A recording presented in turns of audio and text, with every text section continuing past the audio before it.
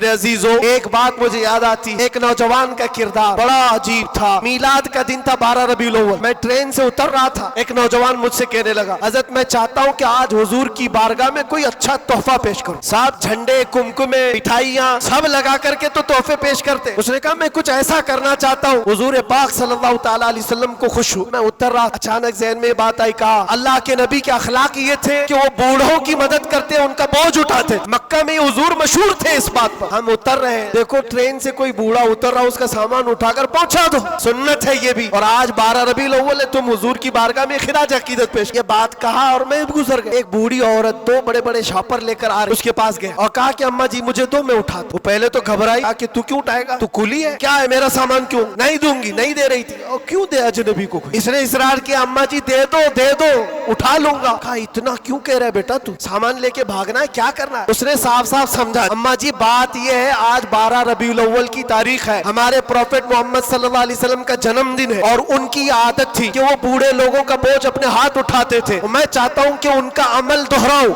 ان کے اخلاق پر عمل کروں اور میں ان کی روح کو خوش کروں۔ بوڑھی کے دل میں بات آ، لے لے بیٹا، تو تیرے نبی کی بات کر رہا ہے، تمہارا کوئی تہوار کا دن ہے، یہ کرنا ہے تو کرو۔ وہ شاپ پر لے کر کے گیا، اس کو جہاں تک پہنچانا تھا پہنچایا۔ یہ بات آئی گئی گزر گئی، ہم بھی تو سوچتے ہیں کہ چھوٹی سی بات۔ 6 مہینے گزر جانے کے بعد اس نوجوان نے مجھ سے کہا کہ حضرت وہ بوڑھی عورت جس کا میں سامان اٹھایا وہ ابھی رابطے میں، کانٹیکٹ میں، ابھی آئی اور کہہ رہی ہے کہ بیٹا 6 مہینے گزر گئے، اب تک میں تیرے نبی کا بایو ڈاٹا ہی پڑھ رہی ہوں، اب تک میں ان کے اخلاق ہی پڑھ رہی ہوں۔ کیوں؟ کہا تیرے اس عمل نے مجھے اتنا متاثر کہ اس زمانے کا کوئی جوان، ارے میرے بیٹے میرے پوتے نہیں آئے مجھے لینے، کسی اور کا بیٹا میرا سامان اٹھا رہا ہے، اس کے اندر اتنا اثر کہاں سے آیا؟ اور جب تو نے بتایا یہ تیرے نبی کے عمل ہے، میں نے سوچا کہ اس نبی کو کیوں نہ پڑھوں۔ پڑھتے پڑھتے میں اس مقام پر پہنچ گئی، بتاؤ تیرا نبی کہاں ہے، میں بھی جاؤں غلامی میں شامل ہو جاؤں۔